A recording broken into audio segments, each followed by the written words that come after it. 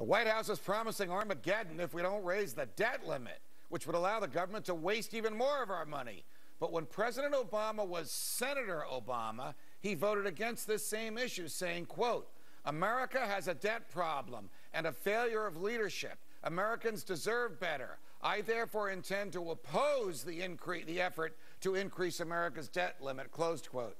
Here to discuss are my freedom fighters, Fox Business Network senior correspondent, and my good buddy just back from a week in Spain, Charlie Gasparino, radio talk show host Leslie Marshall, and talk show host Charles Goyette, author of the bestseller, The Dollar Meltdown. Welcome to Freedom Watch, guys. Charlie Gasparino, to you first. What would happen in a month or two when we reach the debt ceiling if the Congress fails to authorize the Treasury to borrow more money, if it doesn't raise the debt ceiling?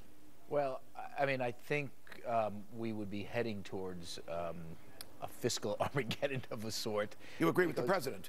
Well, here's the problem. I mean, listen, I don't like raising the debt ceiling. I would love them to start cutting stuff first. Right. But I think the markets would react very negatively, and for better or worse, we still have to borrow now to keep the country going for a little while longer. Charles Goyette, isn't this a real test of the fidelity of the new libertarians and Tea Partiers and Republicans in the House of Representatives to their promise of fiscal sanity and small government and fidelity to the Constitution? This one single vote, whether they vote to raise or not to raise the debt ceiling?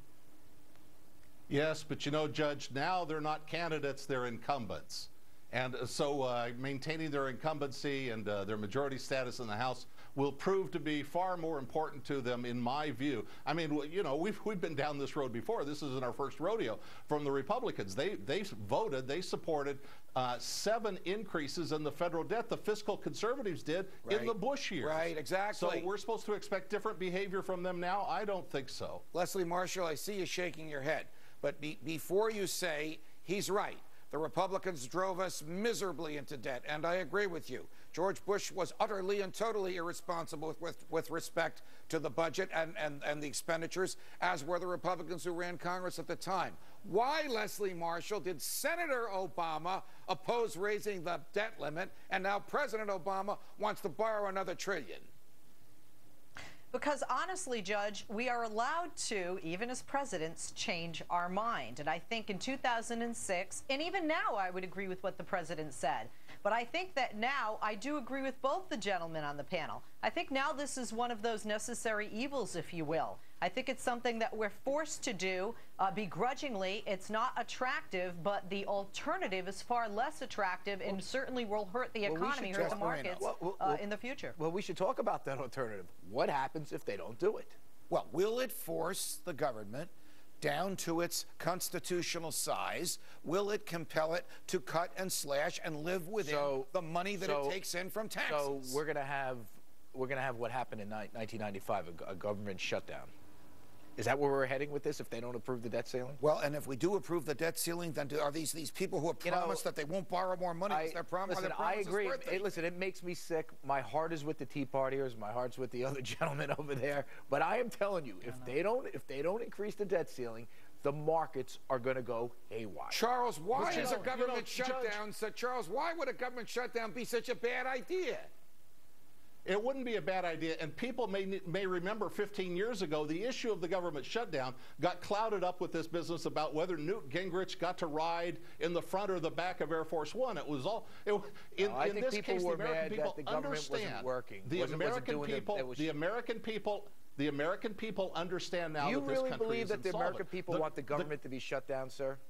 Look, here's the problem, Charlie. History shows no. Go ahead.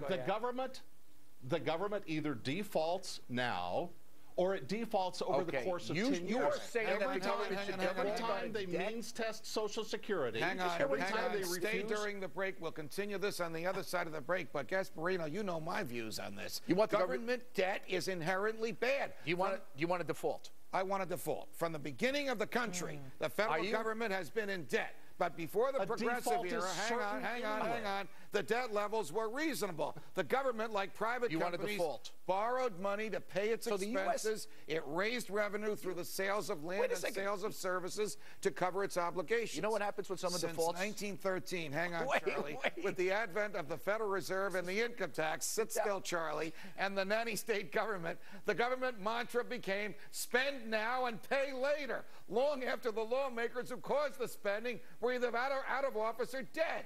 This attitude is why we face a debt ceiling today. If we don't raise it, Gasparino was right. Many will suffer. If we do raise it, all will suffer as we simply allow more of the same reckless spending without an end to occur. Remember when $1 trillion was a big number? The new Congress was elected to stop this madness. Time will tell if these new lawmakers will live up to their promise or they'll cave like Gasparino. Let's hope they live up to their promise and force the government to spend within its means. No more borrowing and no more debt will help set the next generation free. One question. Sit tight. Do our freedom fighters believe the promises of the new Congress? Our skeptics, even Gasparino, will debate this next. Oh, man. Not everyone is excited about the new Tea Party-led Congress. Listen to what former Democratic presidential candidate and DNC chair Howard Dean had to say. My guess is he has a whole lot of freshmen who have no interest in any kind of legislative ability and are, frankly, somewhat fraudulent.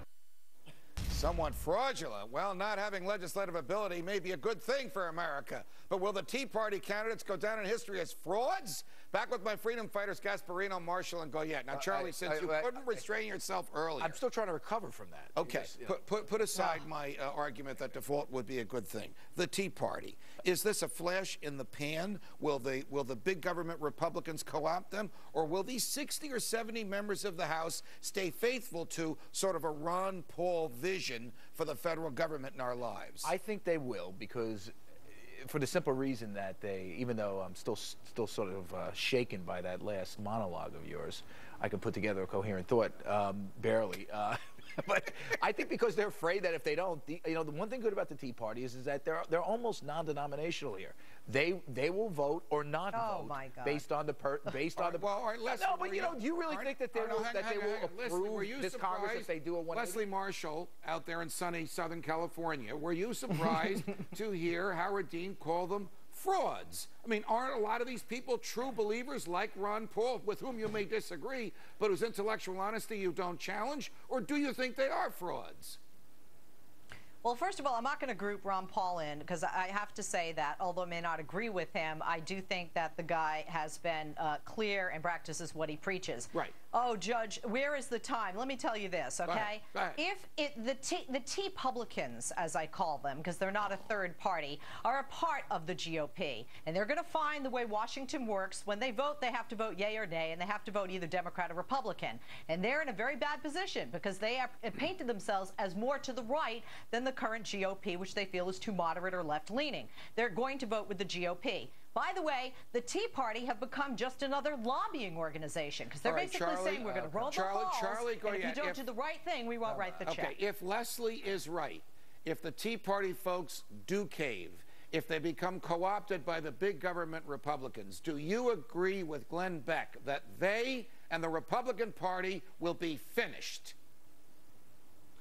Well, it wouldn't hurt my feelings if they were. I mean, they've betrayed their conservative principles that they've voiced so many times down the years that, it'd be good riddance in my view. But look at the leadership they voted for today. This is the leadership that voted for, supported, ran through the $700 billion Bush bailout, the Patriot Act, the Bush elective war. You're going to get more of the same from these people. And the place to make a dent. I know you don't care who's in there. The place to make a dent, though. Here's Charles Goyette's point, and I think he makes a very good point. Quote, haven't we been there before? Isn't John Boehner and company the same folks that brought us the Bush years? And guess what happened? And they got voted out of office. And listen, I'm only saying this.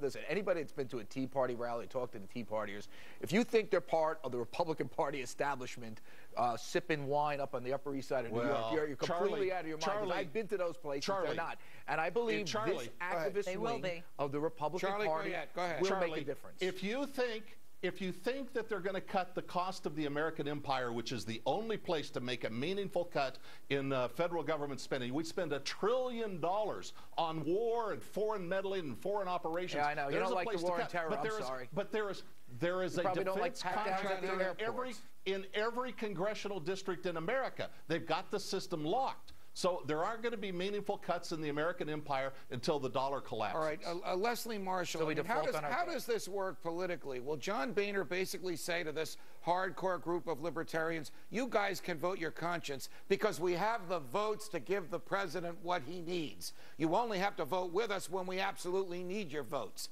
Is that how it works? Or does the Tea Party just sort of blend into the Republican Party so you can't tell one from the other? I think they're going to blend in because I think they're going to see that in Washington, the huge health insurance companies, the NRA, the tobacco lobbying organizations have a lot more power. They have a lot more money. And if you think a handful of minority freshman Congress people are going to approach the senior GOP members in the House and the Senate and win, we gotta go, Charlie. You know, there's one reason why we have Speaker Boehner.